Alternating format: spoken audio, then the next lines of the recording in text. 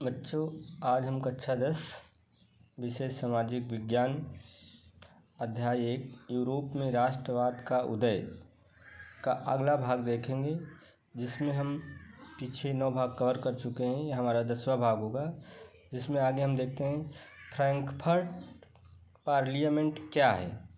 तो इसका आंसर हम देखेंगे। फ्रैंकफर्ट पार्लियामेंट जर्मनी के इतिहास में पहला लोकतांत्रिक रूप से चुनी गई राष्ट्रीय असेंबली थी, जो 1848 से 1849 में आयोजित हुई।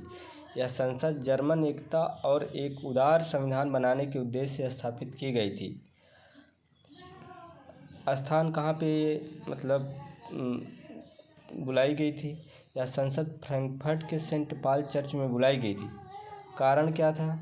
यूरोप में 1848 की क्रांतियों का हिस्सा थी, जब कई देशों में लोकतंत्र, स्वतंत्रता और राष्ट्रीय एकता की मांग तेज हुई थी। उद्देश्य क्या था इसका? जर्मनी को एक संविधान देना था, सभी जर्मन राज्यों को एकीकृत कर संयुक्त राष्ट्र बनाना था। प्रस्ताव क्या लाया गया था? यहाँ पे संसद ने एक संवैधानिक राजतंत्र का प्रस्ताव दिया और प्रशा के राजा फ्रेडरिक विलियम चतुर्थ को सम्राट बनाने का प्रस्ताव दिया, लेकिन उन्होंने इसे ठुकरा दिया, क्योंकि वे जनता के द्वारा दिया गया ताज नहीं चाहते थे। अंततः फ्रैंकफर्ट संसद सफल नहीं हो पाई और कुछ ही समय में विघटित हो गई, क्योंकि इसे जर्मन राजाओं और सेना का समर्थन नहीं मिला। निष्कर्ष क्या निकलता है? फ्रैंकफर्ट संसद भले ही अपने लक्ष्य में असफल रही, लेकिन यह जर्मनी में लोकतंत्र और एकता के संघर्ष का प्रतीक बन गई। अगला प्रश्न हमारा है, जर्मनी का एकीकरण क्यों एवं कैसे हुआ? जर्मनी एकीकरण की प्रक्रिया के बारे में तथा एकीकरण की प्रक्रिया में प्रमुख बाधाएं क्या थी, वर्णन कीजिए। 2022, 23, 24 में पूछा गया प्रश्न है। तो आंसर देखते हैं हम लोग। जर्मनी का एकीकरण क्यों हुआ? जर्मनी का एकीकरण कई कारणों से हुआ। मुख्य कारण निम्नलिखित हैं। राष्ट्रवाद की भावना। 19वीं सदी में जर्मन लोगों में एकता की भावना बढ़ रही थी। वे एक साझा भाषा, संस्कृति और इतिहास से जुड़े हुए थे। आर्थिक एकीकरण। 1834 में जोल वेराइन सीमा शुल्क संघ की स्थापना से आर्थिक सहयोग बढ़ा और राजनीतिक एकता का मार्ग प्रशस्त हुआ। प्रशा की क्या भूमिका थी? प्रशा ने अपनी सैन्य शक्ति और औद्योगिक क्षमता के दम पर जर्मन राज्यों का नेतृत्व संभाला। Auto von Bismarck. प्रशा के चांसलर बिस्मार्क ने रक्त और लौह की नीति अपनाकर एकीकरण को बलपूर्वक अंजाम दिया। राजनीतिक स्थिरता की जरूरत। जर्मनी छोटे छोटे राज्यों में बटा हुआ था, जिससे बाहरी शक्तियों से बचाव कठिन हो गया था। एक मजबूत और एकीकृत राष्ट्र की आवश्यकता महसूस की गई। अब उसी प्रश्न को पुनः हम देखते हैं कि जर्मनी के एकीकरण कैसे हुआ था, अथवा जर्मनी एकीकरण की प्रक्रिया के बारे में एक संक्षिप्त लेख लिखिए। 22-23 में पूछा गया प्रश्न है। आंसर इसका देखते हैं।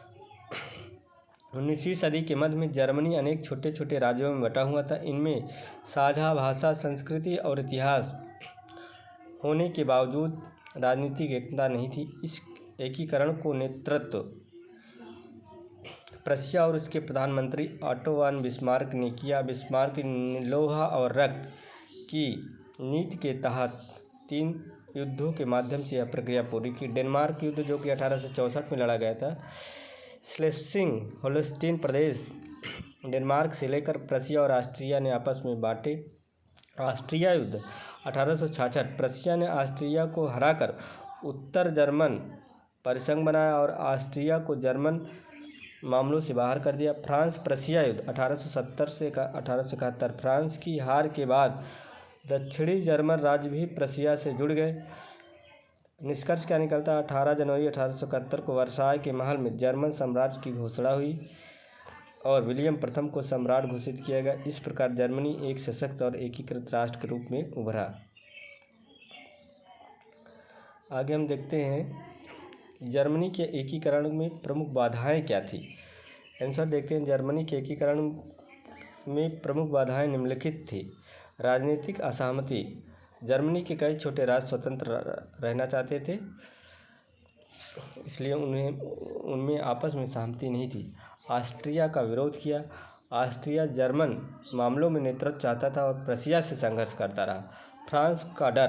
फ्रांस नहीं चाहता था कि जर्मन एक शक्तिशाली राष्ट्र बने, इसलिए उसने विरोध किया। सांस्कृतिक विविधता। विभिन्न जर्मन राज्यों में सांस्कृतिक व प्रशासनिक भिन्नता थी, जिसे एक करना चुनौतीपूर्ण था। अगला प्रश्न, ऑटो वन बिस्मार्क कौन था, यह क्यों प्रसिद्ध हुआ? क्योंकि वो 2021 में पूछा गया प्रश्न है। ऑटो वन बिस्मार्क जर्मनी का एक प्रसिद्ध राजनीतिक और प्रशासक था, जिन्हें जर्मनी का एकीकरण करने वाला और आयरन चांसलर, लौह चांसलर के नाम से जाना जाता है। उसने युद्ध और कूटनीति के माध्यम से छोटे छोटे जर्मन राज्यों को एकजुट कर जर्मन साम्राज्य की स्थापना की। उनकी प्रसिद्धि के प्रमुख कारण निम्नलिखित है। जर्मनी के एकीकरण किया। वास्तविक राजनीति का सिद्धांत दिया। बिस्मार्क ने व्यवहारिक और लक्ष्य केंद्रित राजनीति की प्राथमिकता दी। सामाजिक सुधार क्या किए थे? दुनिया के पहले सामाजिक सुरक्षा कार्यक्रम लागू किया। विदेश नीति और शांति स्थापना किया। आयरन चांसलर की छवि, अडिग नेतृत्व। इसके आगे हम अगले भाग में देखेंगे। बहुत बहुत धन्यवाद।